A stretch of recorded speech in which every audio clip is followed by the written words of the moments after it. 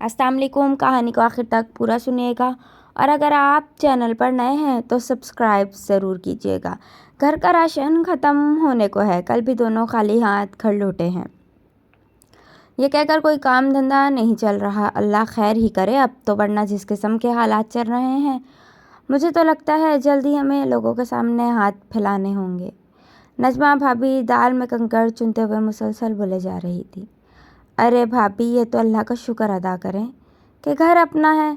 ससुर जी जाते जाते इतना तो एहसान कर गए कि अब 5 पल्ले का घर लेकर इसमें 3 एक कमरे डाल लिए, वरना यकीन करें आज तो हम सड़क पर होते। नबीला भाभी ने भी बर्तन धोते हुए कलाम में अपना हिस्सा डाला। रहमत बीबी ने इन दोनों को तंधी से घूरा था, मगर वहाँ परवाह किसे होती वो कौन सा उन दोनों में से किसी एक को भी सांस से डर लगता था जो वह इनके घूर कर देखने से खामोश हो जाती। खाक एहसान कर गए। कौन सा एहसान, कहाँ का एहसान, बल्कि दिया ही क्या। ससुर जी ने अपने बच्चों को सिर्फ ये 3 कमरों पर मुश्तमिल घर। बीबी, सिर्फ घर ही ज़रूरी नहीं होता, जिंदा रहने के लिए मज़ीद 100 चीज़ों की ज़रूरत होती है जिनके लिए पैसे चाहिए होते हैं। मगर वो तो जो रुपए कमाते थे बिस्मिल्लाह करके अब उसी वक्त सारे उड़ा भी देते थे, और अब सिर्फ 5,000 की तो उनकी ज़ौजा मोहतरमा की दवाइयाँ आती हैं। नजमा बाजी ने एक नज़र अम्मा को देखते हुए कहा। इस बार रहमत बीबी ने माथे पर बल लिए कुछ कहने को मुंह खोला ही था कि चारपाई में उनके पैर दबाती पलवशा ने उनको इशारे से कुछ भी कहने से रोक दिया था। अब अल्लाह ही हफ़्ज़, हमारा तो कल तो बच्चों के ट्यूशन और फीस की तारीख भी है, कहीं इनको भी घर वापस ना भेज दें। स्कूल से कह के जाओ और फीस लेके आप पैसे लेकर वापस आओ। बर्तन सारे धुल गए थे जब नबीला ने एक आखिरी लुकमा दिया था और फिर दुपट्टे से हाथ पोंछती अपने कमरे में चली गई थी।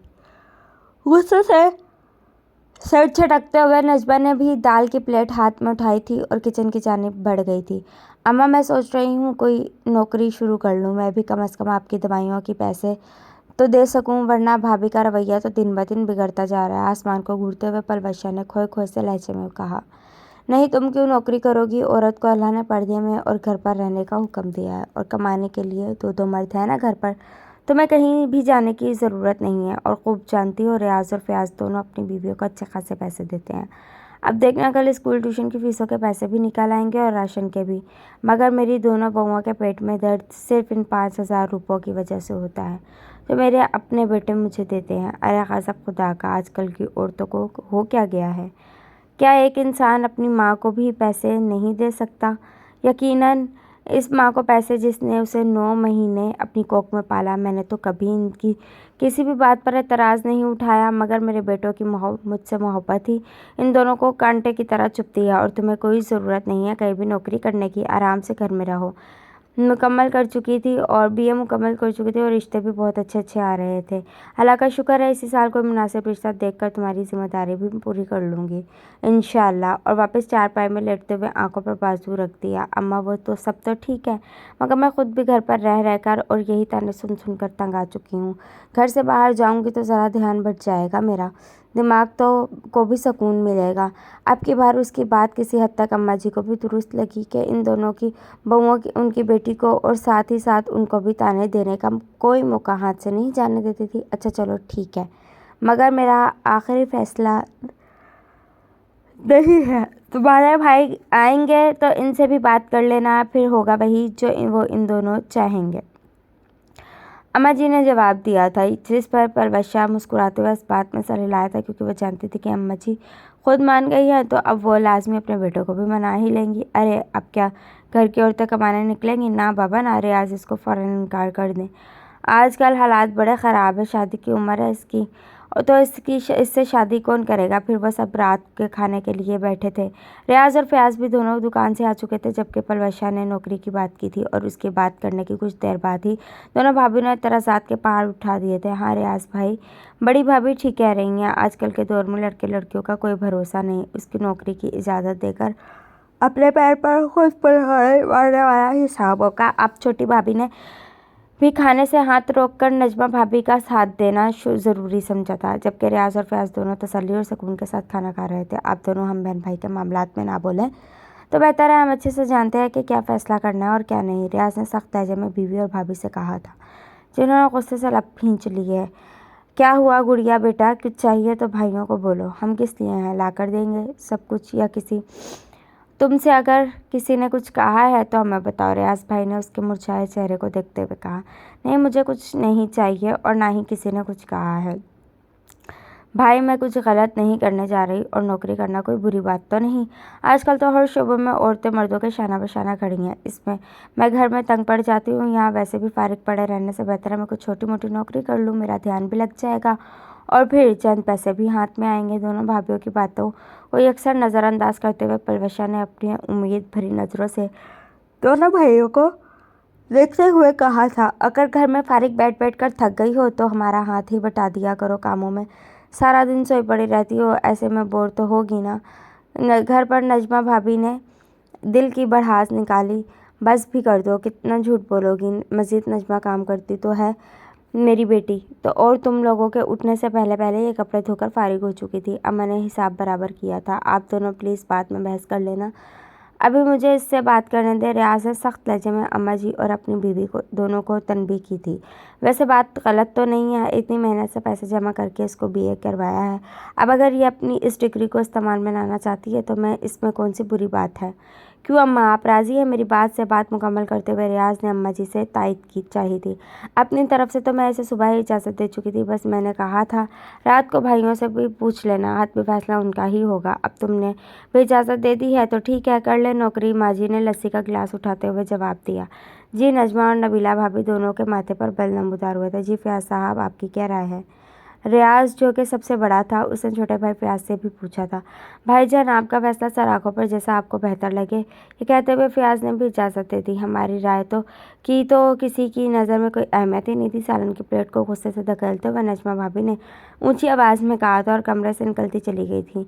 नबीला भाभी ने भी ऐसा करने की जुर्रत नहीं की थी, मगर चेहरा उनका भी गुस्से से लाल हो चुका था। बहुत शुक्रिया भाई, पलवशा ने उन दोनों को देखते हुए कहा था कि उनको इजाज़त दे दी और इनकी इजाज़त पर पलवशा ने बहुत शुक्रिया किया, जिस पर रियाज ने उसके सर पर हाथ रखा। ये तो बताओ नौकरी क्या है? फयाज ने पूछा। भाई, आज मेरी अपनी दोस्त अमन से बात हुई थी। वो एक स्कूल में टीचर है। बस उसी ने बताया कि उसको स्कूल में एक टीचर की ज़रूरत है। कल वहीं जाऊंगी इंटरव्यू के लिए। पलवशा ने खुशी से चमकते चेहरे के साथ जवाब दिया था। चलो ठीक है, अल्लाह पाक कामयाब करे। उसकी खुशकिस्मती कि उसे अगले दिन वो नौकरी मिल गई थी।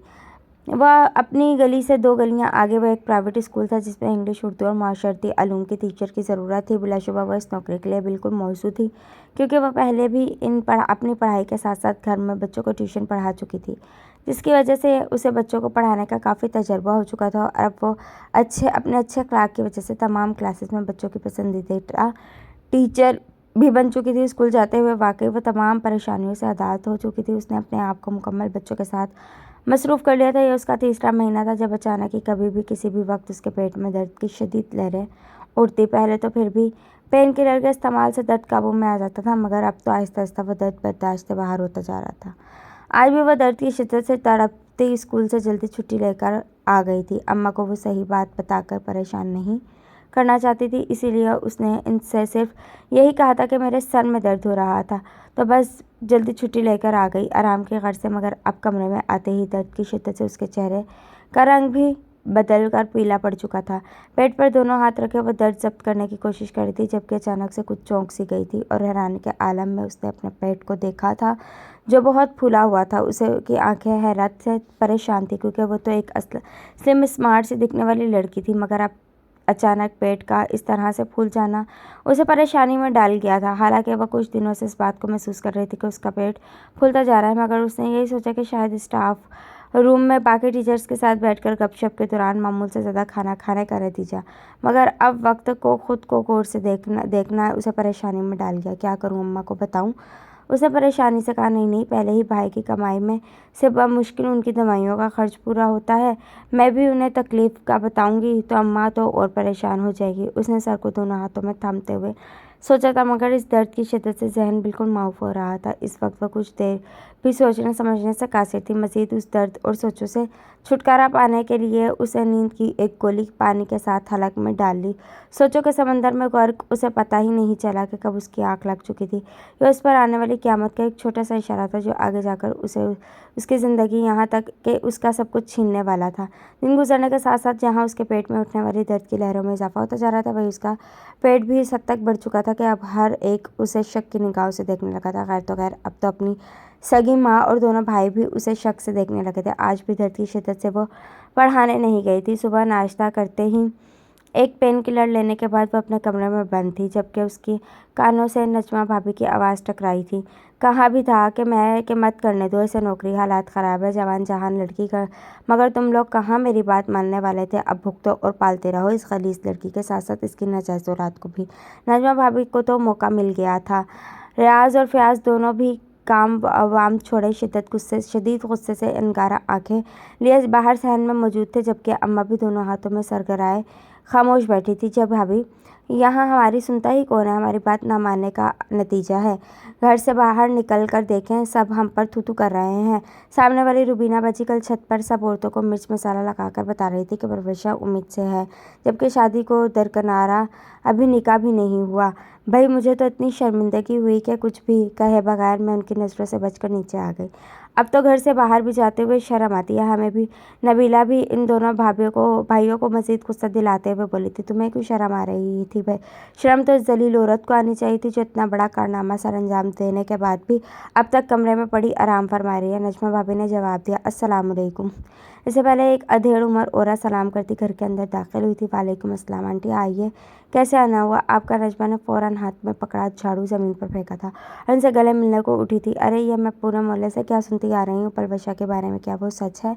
मैं पलवशा उम्मीद से है, मगर ऐसे कैसे हो सकता है जब, क्योंकि इसकी तो अभी शादी बज़ाहिर नजमा के करीब खड़ी वो आहिस्ता आवाज़ में बोल रही थी, मगर उसके बावजूद उसकी आवाज़ इतनी तेज़ थी कि रियाज और फयाज तो जो चंद कदम के फासले पर खड़े थे वो इनकी ज़बान से निकला एक एक लफ्ज़ सुन चुके थे। क्या पूछने आई हैं आप? वहाँ हाँ, मुझसे बात करें, मैं बताता हूँ आपको अभी।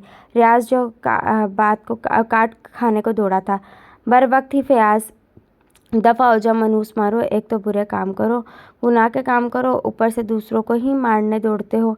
इन सब पर लानत भेजती आंटी वहाँ से चली गई। सिर्फ यही मामला नहीं, पूरा मोहल्ला हमारे बारे में यही बकवास कर रहा है। किस किस का मुंह बंद करवाएंगे आप? नजमा लड़ाकी औरतों की तरह कमर पर हाथ रखते हुए बोली, सबका मुंह बंद करता हूँ अभी। अब तुम देखना, तुम सब जो चाहते हो ख़ास तौर पर तुम वही करूँगा मैं, ताकि तुम सबका मुंह बंद हो जाए। और फिर फयाज को अपने हाथ साथ चलने का इशारा करते हुए वो दोनों खतरनाक इरादों के साथ पलवशा के कमरे की जानिब बढ़ गए थे।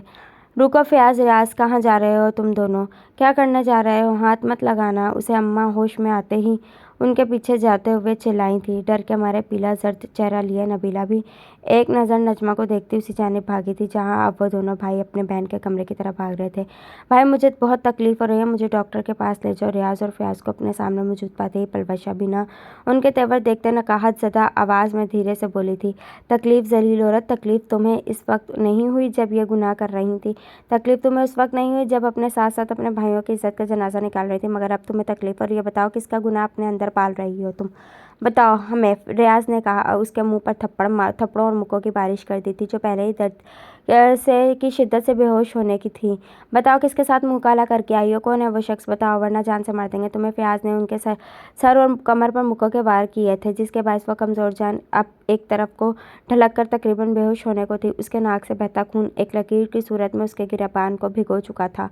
सर पर लगने वाले रियाज के भारी मुक्कों से वो बेहोश हो गई थी। फयाज छोड़े उसे, जान से मारेंगे क्या? नबीला खौफ के मारे मुंह पर हाथ रखे चिल्लाई थी। भाभी भाभी कुछ करें, ये दोनों तो इसकी जान ले लेंगे। जालीदार खिड़की के सुराखों से अंदर का मंजर देखती नबीला ने उसकी अब की बार नजमा को मुखातिब किया था, जिसका खुद दिल पत्ते की मानिंद लरज़ रहा था। रियाज फयाज छोड़े इसे, बस कर दे, मर जाएगी वो। नजमा भी अब की बार चीखती, बताओ किसका गंदा खून है? यह रियाज ने बालों से पकड़कर पूछा, जो मुश्किल ही अपनी बंद होती आंखों को खोल रही थी। मेरा परवरदिगार गवाह है, मैंने कोई गलत काम नहीं किया। मेरा रब गवाह है, मैंने कोई गुनाह नहीं किया। आप सब चाहे जो भी कहो, मेरे रब की अदालत में इंशाल्लाह मैं ही सुरखरू होंगी। उस परवरदिगार से बेहतर कोई नहीं जानता कि मैं पाक दामन हूँ, लरज़ती हुई आवाज़ में उसने बामुश्किल ही कहा था। और फिर उसकी आंखें बंद हो गई थी। उसकी आंखों के बंद होते ही फयाज ने उसके पेट पर लातों की बारिश कर दी थी, मगर हैरानी तो उस वक्त हुई थी जब कि उसके जिस्म में किसी किस्म की हरकत नहीं हो रही थी। बंद आंखों और बेजान जिस्म समेत वह खून में लुथड़ी ज़मीन पर पड़ी थी। फयाज बस कर दो, अब उसकी हालत ख़राब हो रही है, इससे पहले कि वो मर जाए। पुलिस केस बने, चलो जल्दी से उसे अस्पताल लेकर चलते हैं। रियाज ने उसके बेजान जिस्म को बाजुओं में उठाते हुए कहा था। जबकि अम्मा जी भी रोते हुए उनके पीछे पीछे भाग रही थी। अस्पताल के इमरजेंसी वार्ड में उनके पहुंचते ही तमाम डॉक्टर्स ने उनको घेर लिया, जो खून में लुथड़े वजूद को लिए चीखते हुए अंदर दाखिल हो रहे थे। प्रवश्या को स्ट्रेचर पर डालकर फौरन ऑपरेशन थिएटर में ले जाया गया। तकरीबन 5 मिनट बाद ही डॉक्टर गुस्से से उनके पास आया था। क्या आप लोगों ने इस लड़की के साथ बताएं, और कैसे जाहिल लोग हैं आप जो इस बेचारी को इतनी नाजुक हालत में भी इतना पेट पर मारा है। डॉक्टर गुस्से से तेज लहजे में बोला था, डॉक्टर साहब हमें मत बताएं कि हम लोग कैसे हैं, कैसे नहीं। हमने बहुत अच्छा किया उसके साथ। हमने उसके साथ वही किया जो एक करदार लड़की के साथ करना चाहिए। देखा नहीं था आपने, उम्मीद से थी वो बदजात, जबकि अभी उसकी शादी भी नहीं हुई। रियाज के कहने की देर थी कि डॉक्टर ने पूरी कुव्वत से उसके मुंह पर एक थप्पड़ मारा था। जाहिल लोगों में उम्मीद से नहीं थी, बल्कि उस बेचारी के पेट में रसोली थी, जिसकी वजह से उसका पेट सूज के फूला हुआ था। जबकि तुम लोगों ने उसको अपनी 2 टके की गैरत के बिना पर किसी डॉक्टर को दिखाए और बगैर बीमारी की तशखीस किए ही कत्ल कर दिया। डॉक्टर के इंकशाफ ने उनके कदमों तले ज़मीन खींच ली थी। यहाँ तक कि रियाज तो वहीं ज़मीन पर गिरने वाले अंदाज में बैठ गया था, जबकि फयाज तो दिमाग का दौरा पड़ा था। और मैं अभी पुलिस को फ़ोन करता हूँ, ये एक कत्ल का केस है, तुम दोनों पर केस होगा। वो दोनों वहीं बैठकर अपने किए पर अब बच्चों की तरह रो रहे थे, जबकि वो डॉक्टर पुलिस को फ़ोन करने चला गया था। 5 साल गुजरने के बाद आज भी एक भाई जेल की सलाखों के पीछे कैद अपनी मासूम बहन की नाजायज़ मौत पर चिक चिक कर रोता रहता है। यहाँ तक कि कभी कभी पुलिस को भी इस बेचारे पर तरस आने लगता है। जबकि बड़े भाई रियाज को जिस दिन अस्पताल में सच्चाई का इल्म हुआ था, एक भाई को जेल जबकि दूसरे भाई को पागल खाने भेज दिया गया था, जहाँ आज भी वो रोते हुए एक ही बात करती है, मुझे मारो, मैं कातिल हूँ अपनी बहन का, मुझे जान से मारो, मैं कातिल हूँ अपनी बहन का। यहाँ तक कि कई बार तो वो ख़ुद को मारने की भी कोशिश कर चुका है, जिसके बाद वहाँ की इंतज़ामिया ने उसे जंजीरों से बांध दिया है। जब बेटियाँ बड़ी हो जाए तो शक की दीवार ऊंची करने के बजाय उन्हें एतमाद मिले, सख्त अल्फाज और सख्त रवैये से उनकी मौत की घात उतारने के बजाय प्यार और मोहब्बत से उनकी परवरिश करें। अल्लाह हाफिज़।